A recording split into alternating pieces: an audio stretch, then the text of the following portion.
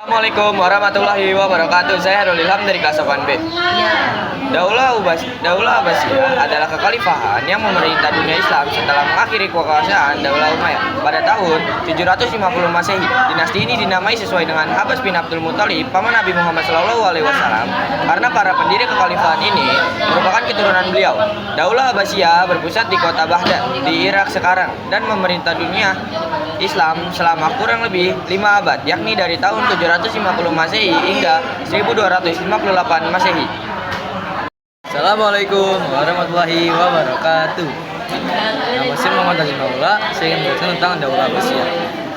Daulah Abbasiyah dikenal karena berhasil membawa Islam ke puncak kejayaan dalam bidang ilmu pengetahuan, budaya, ekonomi, dan politik.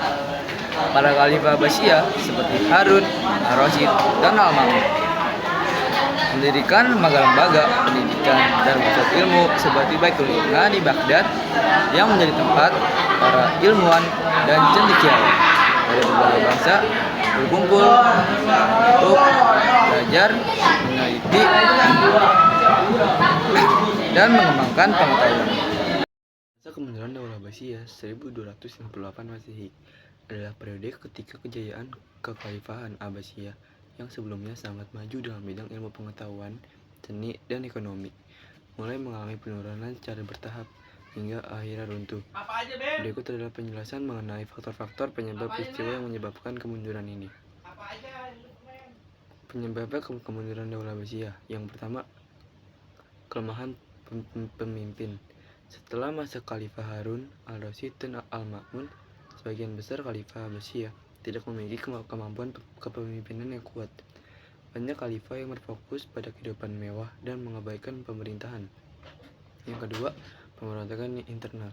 Wilayah kekuasaan yang luas sulit dikontrol sehingga banyak daerah memisahkan diri, seperti Spanyol dengan dinasti Umayyah di Andalusia dan Mesir, dinasti Fatimiyah.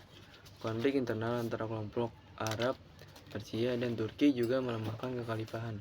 Yang ketiga, campur tangan militer asing. Khalifah Abbasiyah bergantung pada pasukan Turki, yaitu Mamluk, untuk menjaga stabilitas tetapi loyalitas. Pasukan ini sering berubah-ubah. Pasukan Turki bahkan kadang-kadang mendikte kebijakan khalifah. Yang keempat, serangan dari luar. Serangan Mongol 1258 Masehi. Pasukan Mongol yang dipimpin oleh Hulagu Khan menyerang Baghdad, menghancurkan kota, dan membunuh khalifah Al-Mu'tasim. Serangan ini menandai berakhirnya Daulah Abbasiyah secara resmi. Perang Salib, meski tidak langsung menghancurkan Abbasiyah, perang ini melemahkan ekonomi dan militer kekhalifahan. Yang kelima yaitu kemunduran ekonomi. Perdagangan yang sebelumnya menjadi tulang punggung kekhalifahan mulai menurun karena konflik internal dan serangan dari luar. Infrastruktur seperti irigasi dan jalur perdagangan rusak akibat peperangan. Yang keenam yaitu kemerosotan ilmu pengetahuan. Setelah masa keemasan, minat terhadap ilmu pengetahuan dan penelitian menurun.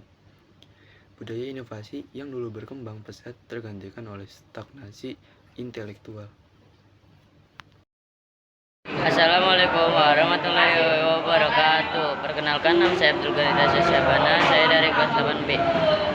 Keindahan kota Baghdad. Keunggulan kota Baghdad dibangun dengan desain melingkar yang unik dan strategis. Sungai Tigris memberikan manfaat besar seperti transportasi, irigasi, dan perdagangan. Lokasinya menjadi Baghdad pusat hubungan antara timur dan barat. Kemajuan arsitektur dan perencanaan kota Baghdad memiliki istana megah, masjid besar, dan bangunan megah lainnya. Salah satu bangunan terkenal adalah Istana Al-Khuld yang dikelilingi taman indah. Tata kota Baghdad dirancang rapi dengan tembok besar melingkar yang melindungi kota dari serangan. Pusat ilmu pengetahuan dan kebudayaan Baghdad menjadi pusat ilmu pengetahuan dengan pendirian Baitul Hikmah, rumah kebijaksanaan. Banyak ulama, ilmuwan, dan filsuf dari berbagai belahan dunia berkumpul di Baghdad untuk belajar dan berdiskusi. Buku-buku dari berbagai bahasa diterjemahkan ke dalam bahasa Arab, memperkaya pengetahuan dunia Islam.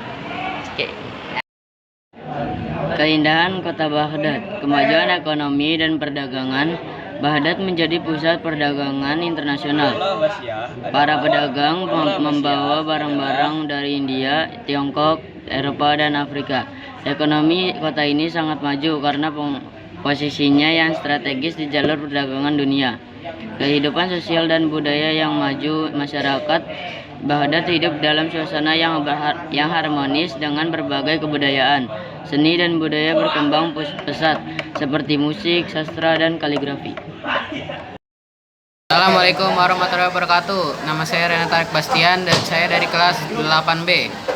Meneladani produktivitas literasi dan keharmonisan intelektual antar agama dalam membangun peradaban. 1. Produktivitas dalam Islam. Islam mendorong umatnya untuk bekerja keras, disiplin, dan produktif dalam segala aspek kehidupan, baik duniawi maupun ukhrawi. Produktivitas tidak hanya berkaitan dengan pekerjaan, tetapi juga upaya untuk memberi manfaat lagi bagi orang lain dan kemajuan masyarakat. 2. Pentingnya literasi dalam Islam. Islam menekankan pentingnya ilmu pengetahuan dan literasi sebagaimana termaktub dalam wahyu pertama, Iqra, bacalah. Literasi menjadi jembatan bagi kemajuan peradaban, sebagaimana yang dilakukan oleh para ilmuwan muslim dalam mendorong pendidikan. Penelitian dan penerjemahan literasi juga mencakup kemampuan memahami dan menghargai perbedaan termasuk antar agama. Sekian dari saya. Assalamualaikum.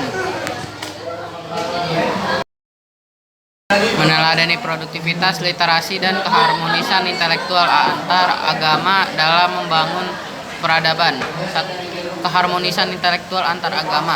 Islam mengajarkan toleransi dan menghormati keberagaman agama sebagaimana dicontohkan oleh Nabi Muhammad SAW dalam Piagam Madinah.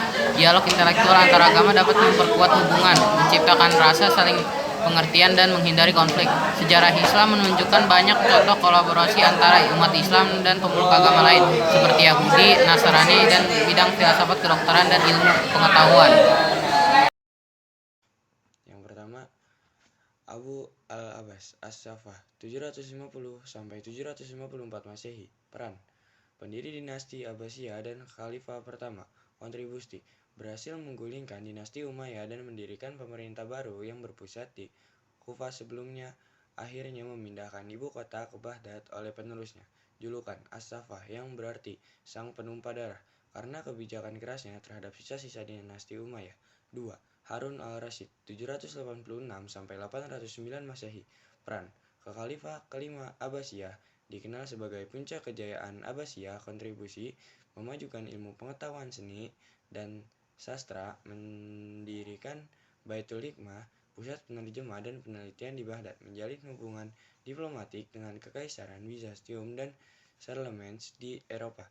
Gambaran pemerintahannya sering dikaitkan dengan cerita dalam 1001 Malam, Al-Ma'mun 813 sampai 833 Masehi. Peran: khalifah ketujuh Abbasiyah, terkenal dengan kecintaannya pada ilmu pengetahuan. Kontribusi: mengembangkan Baitul Hikmah menjadi pusat keilmuan dunia, mendukung penerjemahannya karya-karya filsafat Yunani ke dalam bahasa Arab, mendorong perkembangan astronomi, kedokteran, matematika, dan filsafat. Kebijakan: menggalakkan minnah atau pengujian teknologi yang memicu perdebatan tentang doktrin Islam. Sekian dari saya. Assalamualaikum warahmatullahi wabarakatuh.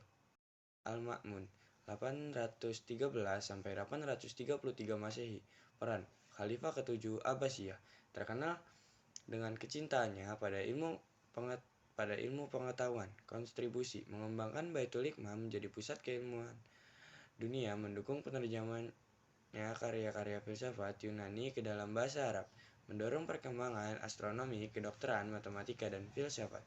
Kebijakan: menggalakkan minnah atau pengujian teknologi yang memicu perdebatan tentang doktrin Islam. Sekian dari saya. Assalamualaikum warahmatullahi wabarakatuh. 4. Al-Mu'tasim 833 sampai 842 Masehi. Peran: khalifah ke-8 Abbasiyah. Kontribusi: memperkuat militer Abbasiyah dengan merekrut tentara Turki yang kelak menjadi fondasi kekuatan militer dinasti. Mendirikan kota Samarra sebagai ibu kota sementara untuk mengurangi pengaruh elit Baghdad. 5. Al-Mutawakkil 847 sampai 861 Masehi. Peran Khalifah ke-10 Abbasiyah dikenal karena memulihkan ortodoksi Islam Sunni. Kontribusi tidak ada, menghentikan mihnah dan memulihkan pandangan Sunni tradisional. Membangun Masjid Agung Samara, salah satu masjid terbesar pada masanya. Akhir hidup dibunuh oleh pengawal Turki yang menunjukkan mulai melemahnya kekuasaan khalifah di tangan militer. Perkembangan ilmu pengetahuan. Ilmu pengetahuan berkembang pesat di masa Daulah Abbasiyah. Di Baghdad, para ilmuwan dan sarjana dari berbagai daerah berkumpul untuk mengembangkan pengetahuan di berbagai bidang, seperti kedokteran, filsafat, matematika, dan astronomi. Inisiatif penerjemahan buku-buku Yunani, Persia, dan India ke dalam bahasa Arab turut memperkaya ilmu pengetahuan dan pemahaman masyarakat muslim pada saat itu. Kesimpulannya, peran peradaban Islam dalam perkembangan ilmu pengetahuan, kebudayaan, dan hubungan antara agama. Pada masa kekhalifahan Abbasiyah, Baghdad menjadi pusat ilmu dengan Baitul Hikmah sebagai simbol kemajuan intelektual. Islam mengajarkan pentingnya produktivitas, literasi, dan keharmonisan antara agama. Umat Islam diajak untuk bekerja keras, menuntut ilmu, dan menjaga toleransi, serta menghormati antar pemeluk agama demi terciptanya perdamaian dan kemajuan peradaban.